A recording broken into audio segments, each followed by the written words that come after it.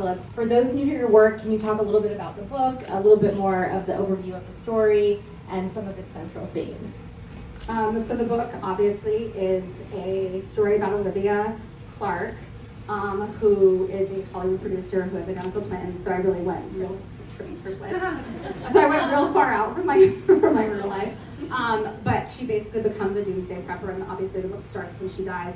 But the next chapter picks up 18 years later, when her daughters are now grown women, and they basically find out that their father has lied and that their mother might not actually be dead. And so they have moved to England with their father, and they return to Los Angeles, which is a very different city than when they left it, to try and track down their mother. And all the hijinks that ensue in our new dystopian apocalyptic world. So obviously exploring motherhood. I spent a lot of time doom scrolling and fell down my own doomsday prepper rabbit hole. She's like, we need to get like hand radio so we can communicate to them. I mean, it did get a little bit where like David, my husband, and Heather were like, okay, calm down. Let's just, we're gonna kick you off Reddit, stop. And a friend of mine helped me do a lot of the research, and I was like, well, you're definitely prepared now. And he was like, I think I'm more afraid now. But I really wanted, but I think like as you read the book, I did want it to have a hopeful bent to it. Like, so there, it's not, I mean, I know it feels dark what I read, but there is a lot of hope, and I think, and which is what I was trying to find as I was writing this and raising triplet toddlers. So we should talk about the title, because I think for a lot of us, it's a very eye-catching title. How did it come to you, and what does it mean to you in the context of the book? It's so interesting. I wish I could remember how I actually thought of the title. So the idea for the book, I was working on a show. Shout out to all my All-American Homecoming people here. So I was working on a show, and my girls were home with our nanny, and she like texted us like, oh, there's the power's out, and it was like 12 o'clock, and then I didn't hear, and then it was almost 5 o'clock, and it's the middle of summer, and she's like, hey, so the power's still out, and I was like, oh my god, I gotta go, and I like raced out of work, and I got home, and we had just moved in our house, so like, and anybody who knows me knows I never have a charged cell phone, and I never have anything charged.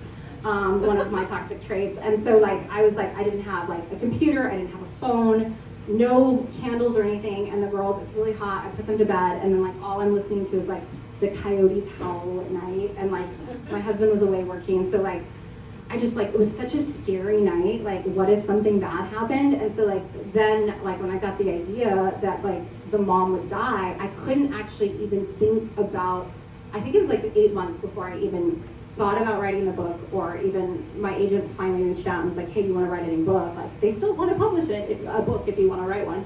And it took me like that long, because I was just so afraid. Like, it felt like I was writing real life. Like, am I going to write a book and like be dead? And my daughters aren't here. So like, I had to like separate, like, I'm not this character, and find ways to like write that. But once I, like, my agent, I sent her like just usually as a novelist, even when you publish several books, they still kind of want you to send them like 3 chapters and maybe a couple page overview of like, like what the ending is. And so I just sent my agent 1 page with the title, A Mother's Guide to the Apocalypse. And I said, I think I want to write this. And she's like, oh my God, I love this. Can I send it to your editor? And I was like, sure. And then they sent it to the deputy publisher, and he was like, can we just stop making her, because they made me jump through hoops before, can we just let her write a book? And so they just let me write the book off that 1 page. That's great. And so can you talk about how you approach balancing like the tension of this apocalyptic setting and then the personal stakes of motherhood? I think I like wanted to make sure that like if you're not a parent, you're not like snooze, because like if you read a book and there's like 2, I don't care about baby diapers. So I really think like, I mean, obviously the book picks up when the girls are older, so you kind of get more of that. So I think it was just incorporating that, and then like, throughout the book, I have interspersed in the book is the mother's guide. So it is the, like, when I read about when she said she left this notebook. So you will learn about water preservation and food storage and all of these things for your own prepping needs. I just like really, so it was like, and then when I was writing the book, my editor, like after I turned in the first draft, or whatever draft it was that I turned in, she was like, I feel like we need to know more about Olivia because she's dead in the book, and And so it was sort of like, how do I do this? And she was like, well, maybe you can do flashbacks. And I was like, no. So then I realized, like, I've been on all these Reddit prepper chats. So interspersed throughout the book is like the transcripts, the chats that she had with her prepper group. So you really get to know her and her mindset of like what she was going through as she was prepping, and as she was kind of like having like a mini nervous breakdown, and sort of what her mindset was. So can you talk a little bit, like, if people don't know, I think most everyone knows that your background is in screenwriting. So how did you approach this and using your background in screenwriting to write this novel? I feel like I don't kind of like separate, like, I'm a novelist and this. I mean, I think like there's a lot more freedom, obviously, in when you're writing books as to when you're writing, screenplays, because you can just like expand and expand. So I think like really like it almost feels like instinctual at this point, especially having, not that it's easy, but especially like having written 4 books now, I sort of feel like, okay, I can find my flow, and I don't really think about it. But that was the like nicest thing, like when I published my first book, and it feels very cinematic. But I think there's a lot of screenwriters here who've written books and published books, and I think we are like actually naturally adapt to that style of writing, and so I think it was kind of easy. I don't kind of judge that anymore. She says it was easy to write a book with triplets. So let's just a little bit about like your process, and then also just juggling having triplets, writing the book, the deadlines. Can you talk a little bit about that? Yeah, so they're much harder now, but so when I wrote, so much harder, but when I wrote the book, they were like, when I started writing the book, they were like 18 months. And so I was fortunate, they were like, write this book, and I was great, but I was on a show, so I really didn't do a lot. And then we had the strike, and I was supposed to be writing a lot more, and I still didn't do a lot. And then it was like April, and I think my deadline was like June or July. And I think when I ended the show, I had 30,000 words, and the book is 90,000. So I was very behind. And then we sold our house and had like a disaster where we like didn't have a new house to go to yet. And so we were living in Airbnbs, and it was so stressful. I had to but my husband was like, you're gonna finish it, we've got this. And so I would have to go to the Starbucks at like 8 o'clock in the morning, like as soon as the girls left with our nanny. I would write from 8 to 12, and then I would take a lunch break, and I'd write from 2 to 5 at the library. And then I would come home and do the bedtime battle and the madness. And so it was like I think it was like a month or 2 of that to like make it to that final deadline, to like send off the manuscript. So I was like, they're gonna cancel the contract, which anyone knows what, you don't want them to do that. Like my agent was sort of like, don't miss this deadline. I was like, I got it. They've extended it several times. So it was a bit of a, but sometimes the girls would be like, we don't want you to go to work, please don't leave us. And I was like, but you guys, it's not like I have to go to work. I get to go to work, and I get to write this story, and I get to do this thing that I love so much. And I like, when they see the book, and like they saw the cookies with the book that my sister made, and they were like, they're like, Mommy's, we're eating Mommy's book. And so it's just like, it's as much of a juggle as it is, and people will say like, I don't know how you do it, but I think anybody who loves what they do and loves being a writer, and when I got pregnant with the triplets, people would say like, oh, you're never gonna write another book again, and they would like say it like really, and I was like, and then I had them, and I was like, you're probably right. So it really felt like when I finally got to turn the book in, that I had accomplished so much, because I really wasn't sure I would be able to do that. I told the triplets to say it tastes like a bestseller when they eat the cookie. I have some more questions, but I wanted to see if there are any questions from the group. Any brave souls have questions? I'll ask the question. Leave it to Julie. Why don't you remind us of the titles of your other books? Because after people read this, they're going to want to go back and read them. She wasn't a plan, but thank you, Julie. Yes, I know. So I wrote, my first book was Baby Doll, which was, I think after this I'm retiring writing about multiples. I think like this, I don't have a quadruplet story in me, but so Baby Doll was about identical twins. And then The Walls, which was a Texas thriller, and then my third book was The Runaway, which was about a runaway in Los Angeles. So now A Mother's Guide. And isn't one of your books going to be a TV show? Oh yes, thank you, Julie. Yes, coming to Paramount. No, so I was anyone who has written a book, like, if that book did very well. My first book did quite well.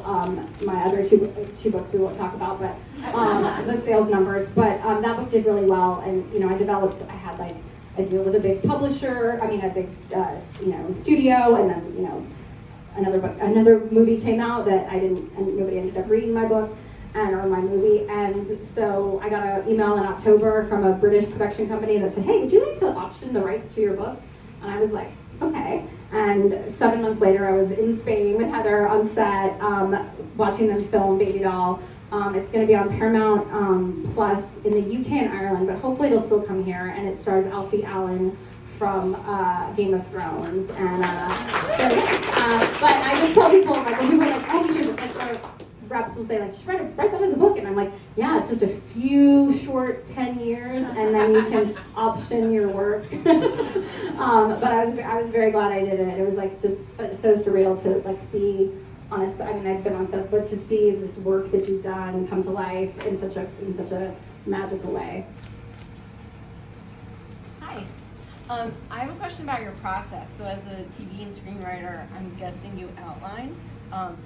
Or no, I want to hear about it. Like, if you do, how you keep the surprise for yourself, or if you don't, like, what do you do? Well, it's funny because I do outline, or I guess I used to outline like vigilantly in TV and film, and but then when I wrote my first book, I didn't outline anything. I just was like, what's this chapter? What's next?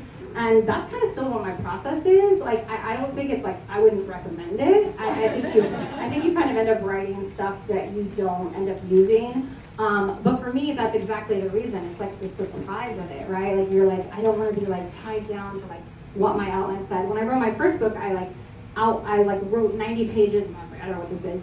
And then I went back and wrote like a very loose outline. And that's kind of what I did with this. Like, I wrote as much as I knew, and then I was like, okay, after avoiding it for like several months, I was like, okay, you've got to go back. And so, but it's like, literally, if you read it, you'd be like, what does this even mean? Because it's just like, Sam does this, like Olivia does that, like which chapter? And then obviously, like once I got my editor's notes, I had to go back and probably write, I'd say like maybe 30 or 40 pages of additional and like the Reddit chats and stuff like that. But I'm writing my fifth book now, but I was like, it'd be so great if I could just like outline this and I would just know what it is, but I'm so resistant to that because I just want to be surprised. Can you tell us about how you got your first big break as a writer? Yeah, so the question is, can you tell me how you got your first big break as a writer? So many years ago, I wrote a script for Friday Night Lights, spec script, and it was in the Warner Brothers Writers Workshop. And out of that, I got staffed on the TV show Cold Case, and then have staffed many times since. But in books, during a stint of unemployment, hiatus we'll call it, I was writing, I just was like frustrated about development, and I started writing my first book, and I finished it, and then I was like trying to get repped, and my current agent, who's still with me, 12, however many years it's been, she was at my TV department, like she was in the lit department, and I had like sent her a draft of the book, and she liked it, but she had edits. And then I entered a contest, which I love contests. I'd entered a contest called the Bath Novel Award, and ended up like making the short list, and it was like this international contest. And so I was waiting for edits from her and like to see if she would accept the book. And I was like, hey, I just wanted to let you know I got this win. And she's like, I'm reading your book this weekend. And so then she signed me, and they sold the book in multiple countries. So that was like kind of, but the TV career I think really helped. It made it so that I didn't have to do kind of as much like hustling on the book side. Okay. Do you have any plans to write a children's book? I do. Oh, I'm sorry, Heather. Oh yes. Do you have any plans to write a children's book? I do. I have a title. If anybody wants to help me write it, it's called. So it's about what else? Identical triplets. But it's called Which is Which, because there's no books about who's who. So that's my children's book idea. But I haven't. I've like wrote a couple of lines, and I'm like, I'm not really a poet, so. So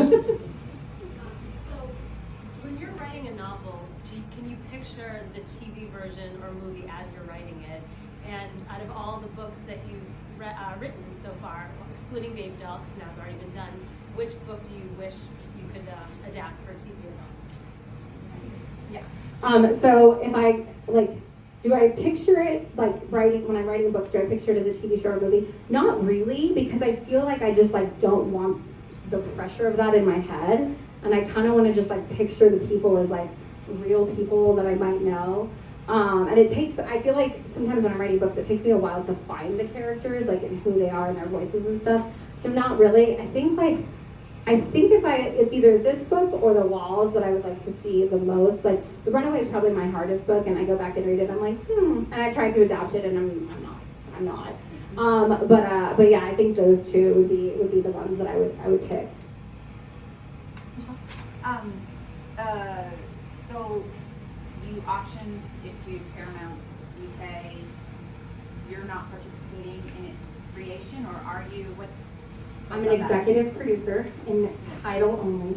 No, they were wonderful. They let me read all the scripts. They showed me casting. They it was a whole like union issue over. They were open to me writing, but it was such an accelerated timeline from the time that they had to write the scripts and have it cast in order to get it to shoot and be on the air, hopefully December or January of next year. So it was kind of nice. I was really disappointed at first, and my husband was like, but like they're gonna pay you to do nothing. Like the book's written, like you don't have to do it.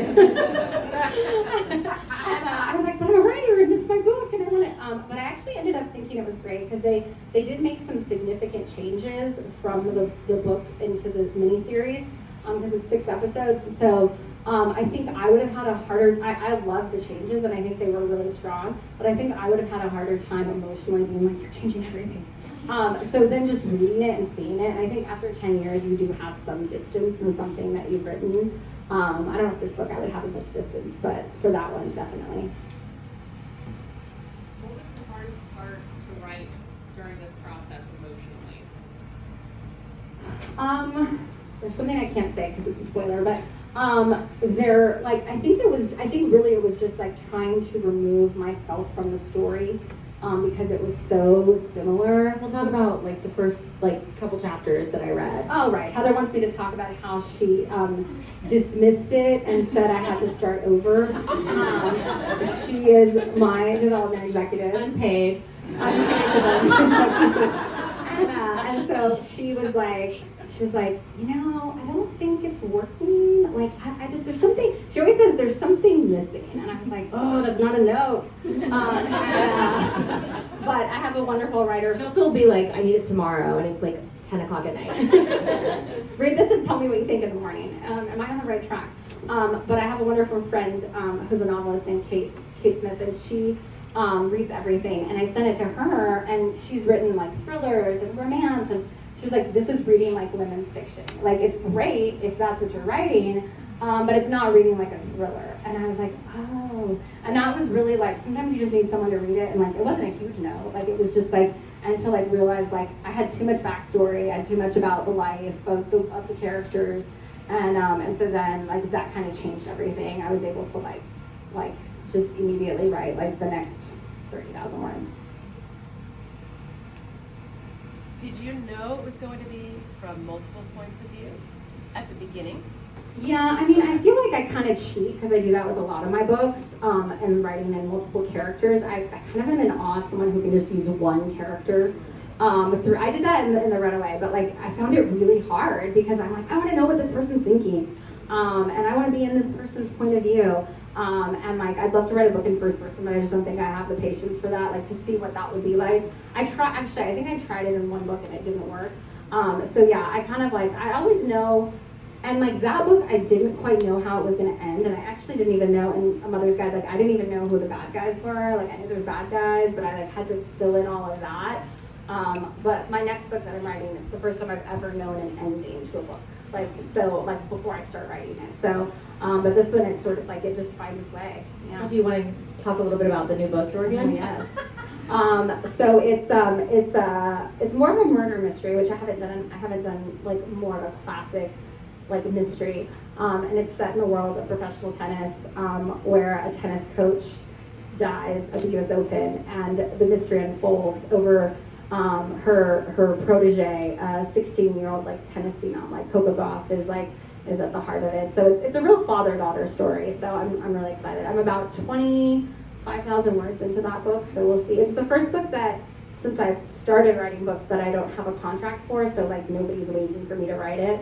And so, which is like both scary and also kind of freeing, because I can take my time, but I can also take my time, so I'm like, I gotta get on it. But it's very exciting, and I feel like in some ways it's easier now that I've written this one.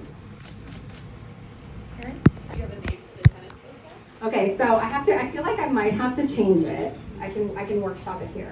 I might have to change it because it might like be considered too like genre, if you just see it on the shelf. But the title's called Fangs, and it's based on this podcast by the tennis, she's a tennis commentator, but she's a top tennis champion, Mary Carrillo, who said that in order to be a champion, like Nadal, Federer, Serena, Coco Gauff, you've got to have fangs. So like when the talent and skill isn't enough, do you have the fangs to win? So that's sort of like the working title. I don't know, I can't picture the cover yet, but that's not my job. So, but I was like gonna change it to something kind of bland, and I was like, no. She did. She was like, change it. Let them tell you. Remember the title? No, it was dumb. Okay. She was like, that's not a good title. So went back to that. So, but I'm very excited about it. So we'll see. 2029, I guess. How do you split your time between the screenwriting and novel writing, like schedule?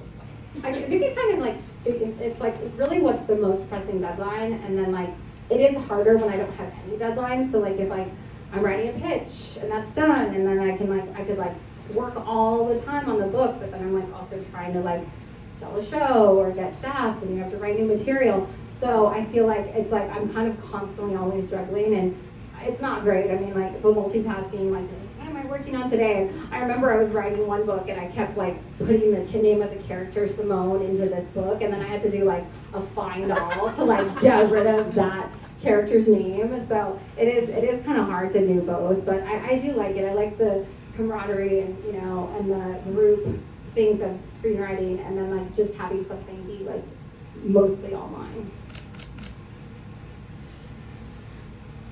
Any other questions?